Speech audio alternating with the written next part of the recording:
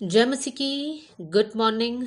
आज सुबह प्रभु का वचन हमारे लिए प्रेरितों की किताब अध्याय 12 आयत 5, एक्ट्स चैप्टर 12 वर्स 5 आपके लिए पढ़ना चाहती हूँ।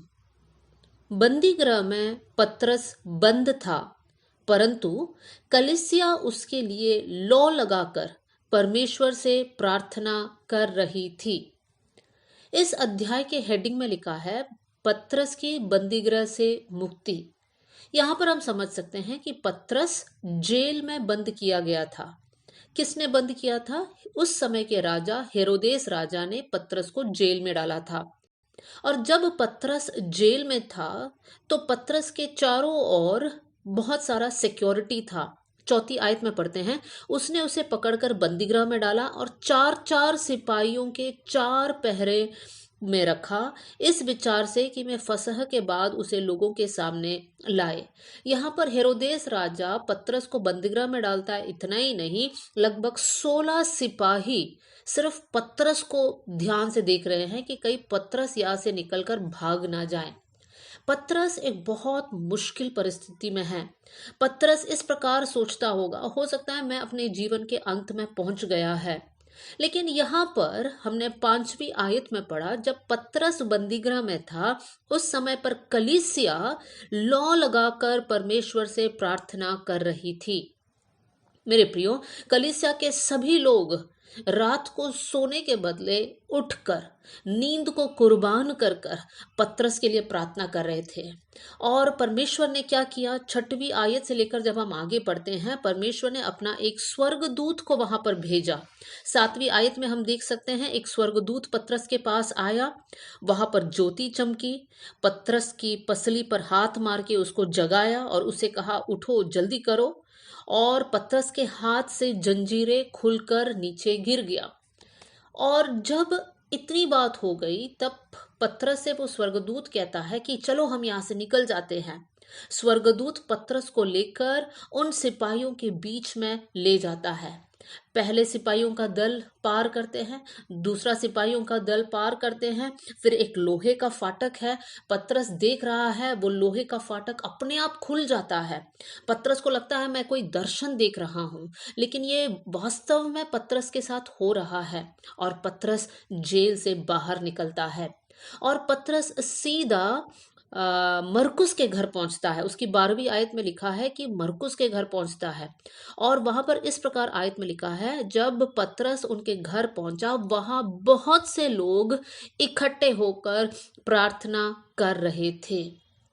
मेरे प्रियो, पतरस जो जेल से निकला, ये बहुत ही असंभव वाली परिस्थिति में परमेश्वर ने कार्य किया, क्योंकि इतना सारे सिपाही और इतना सारा सिक्योरिटी, लेकिन पता नहीं इन लोग सो गए या फिर इनके आंखों के सामने से ऐसा हो गया कि पतरस इनविजिबल हो गया, अदृश्य हो गया। हम नहीं जानते क्या है, लेकिन प्रभु ने अपना कार्य पतरस के लिए किया। ये क्यों हुआ? क्योंकि उस समय के कलीसिया रात को सब मिलकर लौ लगाकर प्रार्थना कर रहे थे, मतलब अर्नेस्टली वो लोग प्रेयर कर रहे थे। मेरे प्रियो, यहाँ पर कलीसिया की प्रार्थना की शक्ति को हम देख सकते हैं। और उस समय के प्रार्थना के कारण परमेश्वर ने एक अद्भुत छुटकारा पतरस के जीवन में दिया। आज हमारे इस समय में क्या कलीसिया इस प्रकार जुड़कर एक साथ आकर क्या हम लोग लौ लगाकर प्रार्थना करते हैं? आज बहुत सारे विषय हमारे सामने हैं। आज हम देखें तो महंगाई बढ़ गई। आज हम देखें तो बहुत सारे लोग हैं जिनके पास नौकरी नहीं है। बहुत लोग हैं कर्ज में डूबे हैं, नशे में डूबे हुए हैं। बहुत जगह पे सताव को लोग झेल रहे हैं। विषय तो बहुत सारे हैं। हम क्या करते हैं? हम दोष लगाते हैं कि ये ऐसा नहीं होना चाहिए था, वैसा होना चाहिए, महंगाई बढ़ गई, ये दिक्कत है, वो दिक्कत है। इतनी सारी प्रॉब्लम्स के सामने हम लोग हमारी बात को भी लगाकर वहां पर शिकायत करते हैं। लेकिन पतरस के समय पर वहां पर एक समस्या हुई तो लोग यहाँ पर हड़ताल नहीं कर रहे हैं, लोग यहाँ पर बलवा नहीं कर रहे हैं, पत्थर नहीं फेंक रहे हैं। वहां पर प्रभु के बच्चे एक साथ मिलकर प्रार्थना कर रहे हैं। मेरे प्रियो, आज अगर हमारी इस पीढ़ी में अगर कलीसिया जाग उठी तो परमेश्वर आज भी बड़े बड़े कामों को हमारे देश में प्रकट करेगा।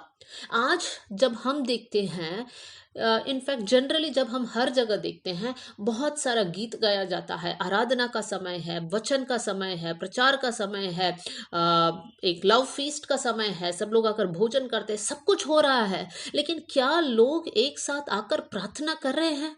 वो कब था वो लास्ट दिन जब कलीसिया में होल नाइट प्रेयर हुआ? हम लोग सब रात को एक साथ मिलकर प्रार्थना किया। मेरे प्रियो, हम इस विषय में लापरवाही किया है। हम लोग प्रार्थना को तुच्छ समझ रहे हैं। हमारे पास आज टेक्नोलॉजी है, हमारे पास आज ताकत है, हमारे पास आज बोलने के लिए आवाज है, तो हम प्रार्थना को नजरअंदाज कर रहे हैं। होने पाए आज हम सभी लोग जाग उठे और हम लोग कलीसिया मिलकर प्रार्थना करने वाले लोग बन जाए। हम लोग हमारे कलीसियाओं में, जहां जहां आप कलीसियाओं में जाते हैं, इन बातों पर हम चर्चा करें। आइए, कल एक छुट्टी का दिन है, तो आज हम पूरी रात बैठकर प्रार्थना करेंगे। हम लोग देश के लिए प्रार्थना करेंगे, नाश होने वाले लोगों के लिए हम प्रार्थना करेंगे, नशे में डूबे हुए लोगों के लिए हम प्रार्थना करेंगे, जो लोग आत्महत्या के लिए सोच रहे हैं उनके लिए हम प्रार्थना करेंगे। मेरे प्रियो, आज भी परमेश्वर कलीसिया से यही चाहता है। क्या आज हम प्रभु के सामने एक समर्पण लें कि प्रभु, हम लोग कलीसिया मिलकर, जिस जिस लोकल कलीसिया में आप जाते हैं, प्रभु हम कलीसिया मिलकर आपके सामने हम लोग प्रार्थना करेंगे। चाहे वो भोर को हो, चाहे वो पूरी रात हो, चाहे वो दिन का कुछ समय हो, हम लोग कलीसिया के लोग एक साथ मिलकर प्रार्थना करेंगे। मेरे प्रियो, ऐसी प्रार्थनाओं में सामर्थ है, इसमें शैतान के गढ़ टूट जाता है और प्रभु का कार्य प्रकट होता है। जंजीरें टूटती हैं, वहां पर प्रकाश चमकता है और वहां पर बंद दरवाजे खुल जाता है। यही पतरस के लिए हुआ और आज हमारे लिए भी होगा। आइए हम लोग प्रार्थना करें। स्वर्गीय पिता, आज का वचन के लिए मैं धन्यवाद देती हूँ प्रभु। वचन सुनने वाले हर एक भाई और बहन के लिए मैं दुआ करती हूँ प्रभु जी, हर एक का हृदय में आप काम कीजिए प्रभु जी। आज हम लोग एक नए निर्णय लेने पाए कि हम मिलकर देश के लिए, हम मिलकर अलग अलग विषयों के लिए प्रार्थना करने वाले लोग बन जाए प्रभु जी। हम मिलकर सताया जाने वाले लोगों के लिए हम प्रार्थना करें, शोषित लोगों के लिए हम प्रार्थना करें प्रभु जी। आप हमारे ऊपर ऐसा अनुग्रह करना प्रभु जी, ताकि इन बातों में हम आगे बढ़ पाए, वचन सुनने वाले हर एक भाई और बहन आशीषित होने पाए। आपने हमारी प्रार्थना सुनी ले, इसलिए धन्यवाद। आदर और महिमा आपको देते हुए यीशु का नाम से हम मांगते हैं, amen. God bless you all. जय मसीह की।